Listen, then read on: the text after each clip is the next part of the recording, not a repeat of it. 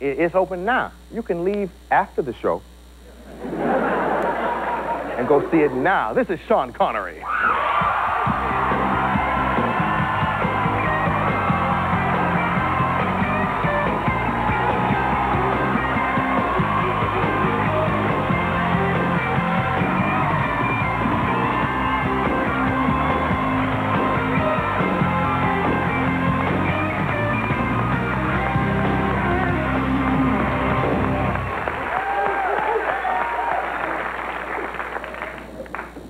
Dissing me, are they? No, it's just the opposite. He said you all aren't dissing him. He got the little glossary I give out to all the guests backstage. You're a big golf fanatic, huh? Yes. And you love basketball, too? Basketball, not so much. I prefer the smaller ball. Yeah. Were you an athlete when you were young? Yeah, I played professional soccer and worked as a lifeguard. Laborer, French polisher, Navy. Yeah. I just, before we get into the interview, could we get a little personal thing out of the way? I have a little bone to pick with you. No, this has been a problem for me, and I've always wanted you here so I could confront you personally. You remember the whole People magazine thing where you were like sexiest man? But Sandy, show me that old cover. You remember this? Yeah. First of all, let's talk about it. How did that change your life? How did it change my life? Well, if it changed my life, I haven't noticed. But, no, it was very flattering. You know, this chap phoned me up. I was in Spain, and he was the editor and said, in all seriousness, I have to tell you, you've been voted the sexiest man alive. And my answer was, well, there's very few dead. Which really wasn't the sort of response he was expecting. But it's very sweet, very flattering and everything. But I don't think it should be taken too seriously. Did your friends tease you? Well, everybody, look at you.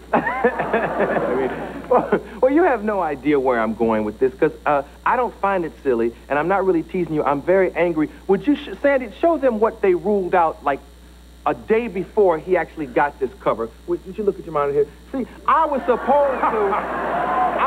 supposed to have been Sexiest Man Alive that year, and you beat me out. As you beat me out for many things in my life. I can't think why. Women love you. They think you're so sexy, and obviously people did. And now ladies around my office are talking about the ponytail. You're going to say your age. Oh, that too. Oh, really? Yes, because I have a lot of young ladies who work for me here, and they love the ponytail in the new movie. Well, I've got to tell you that, I've had it cut. What happens is every time I'm preparing for a film, I've been using, in fact, in Los Angeles here at Riley's. You know, there's a hair shop on Sunset just before Beverly Hills. And I use this girl, Alicia, and she and I sit and draw up what we think the hair should be like if I had hair. And with her and Emile, with his blessing, because he runs the place, and she came up with the idea with me for Red October, you know, with the white top that went with the beard. And in this case, because the guy had been in the jungle for, 6 years, and we'd like to presume that he had hair, so he would have a ponytail. Yeah. And really, that's how it came about. Yeah, she's but good. It's very popular. Oh, yeah. I'm telling you, man. But you've got hair. You go there, too? No, I have a lady here who does mine, but prefers yours.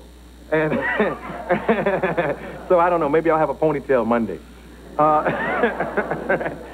No, actually, I was just joking. We mocked that People magazine cover-up. Oh, it's not real? No, it was not real. I wasn't even close in the running, okay? Not even close. Oh, wow. Actually, comics love you. I was talking to a guy last night. Did you go to one of the comedy clubs a while back and come to the defense of a comic that was being heckled? Oh, yeah. Michael Caine and I. We were in I don't remember exactly where the place was. It's a few years ago now. And they were giving this guy a terrible time. So a little group of hecklers, and there was one lead. And eventually I had to enlighten him that if he didn't button his lip, it was going to kick his arse and he'd have to get up.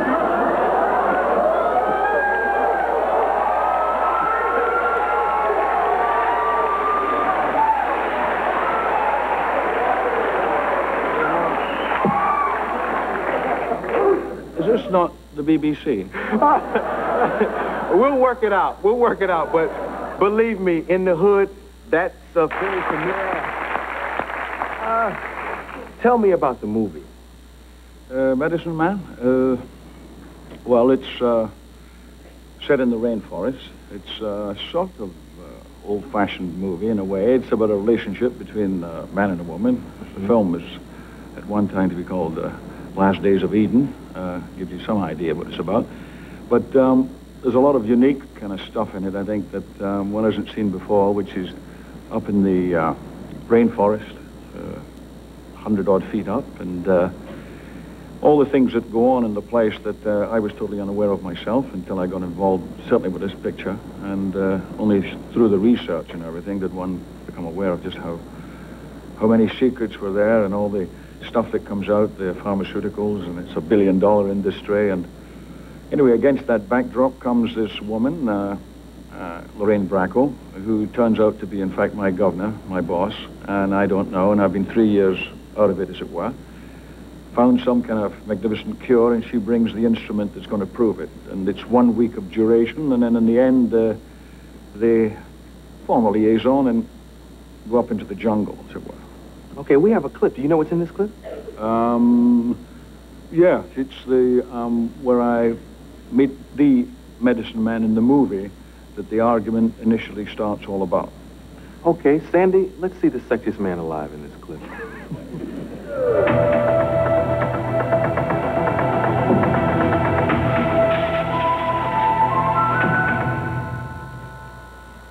Okay, what's going on? It seems there's going to be a fight. Between you and him? Mm-hmm. He's 3 feet tall, for Christ's sake. You wanted to pick his brains. Not off the sidewalk.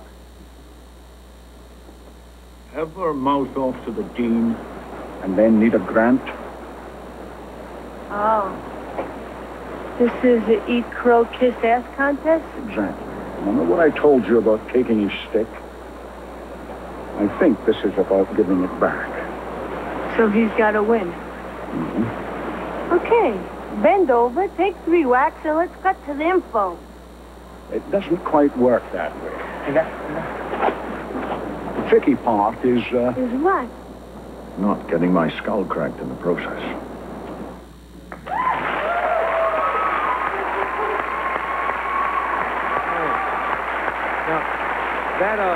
That's the Brazilian rainforest? In fact, we shot this in Catemaco in Mexico. And but it's just, the Amazon goes all the way down through the whole of Central America, South America, to right through Brazil, all the way down. Covers from Venezuela in the north down. Yeah. How did you actually like the town you shot it in? Because you were there a long time. Well, it's very difficult to describe without it being censored. Oh. It was not a popular place. Not really. With you, you didn't. I heard people got sick on the camp. Yeah, everybody got sick. I didn't. I was very fortunate. As I said before, I had sufficient vodka to get through it. But, oh boy, it's a beautiful place if you want to go and just look at the wildlife, and you can get in and out when you want. But I mean, the temperature's 115, and the humidity is 98, and 100 feet up. It's not fun. Yeah. What's your favorite movie of all the films you've done? Well, I don't have... Besides Medicine Man.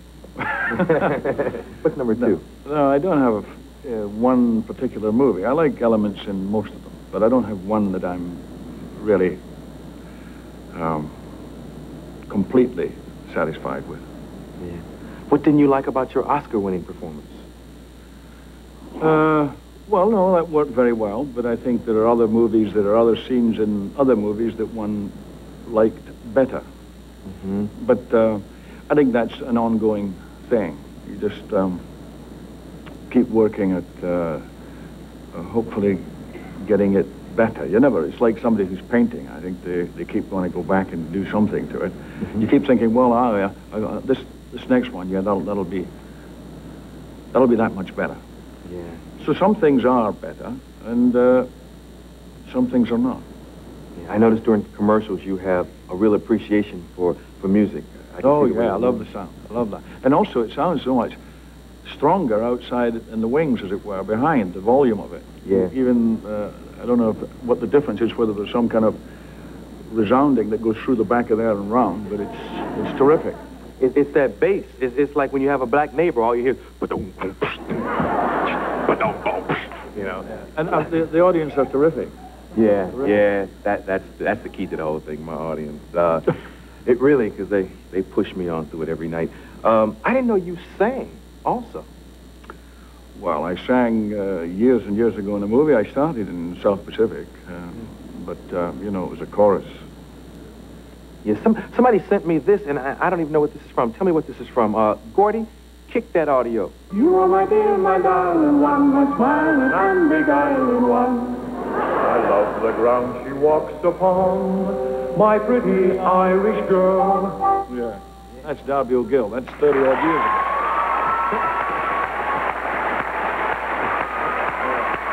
Darby O'Gill? Yeah. I'm not familiar with that cut. Well, I got to tell you, it was all the Irish came over, and we were in a place called the Bel Air Palms Motel. We ended up in. They were all there, and I was in another hotel, but I eventually ended up there, in the valley here. No, this isn't the valley. No, this is. We're close, though. Yeah, we're in Hollywood, but right over the freeway there is the valley. Speaking of the valley, what was the story years ago with this guy Mickey Cohen? Oh yeah. Is he alive? No, he's not. But exactly.